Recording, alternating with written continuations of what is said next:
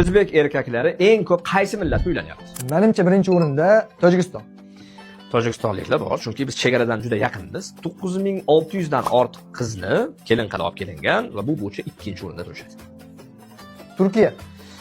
Turklar bor, 1000 dan ortiq turk qizi o'zbek xonadoniga kelin bo'lgan ekan va 4-o'rinda turar ekan. Ozarbayjon.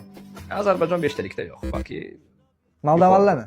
Moldovalar bor ekan ro'yxatda, lekin soni u darajada ko'p bo'lmasa ham ko'p moldovan qizlar o'zbeklarga turmushga chiqar ekan. Endi bu ko'proq Rossiyada bo'lsa kerak. Qozog'istonchi. Qozog'iston 3-o'rinda 4000 dan ortiq, oxirgi 5-6 yildagi statistika bu. 4000 dan ortiq qiz o'zbekka kelin bo'lgan. Yevropadan yo'q. O'zimizni menimcha atrofimizda. Ukrainani agar biz Yevropadan bor desak, 5talikda yo'q, lekin ukrainalik qizlar ham o'zbeklarga turmushga chiqqan.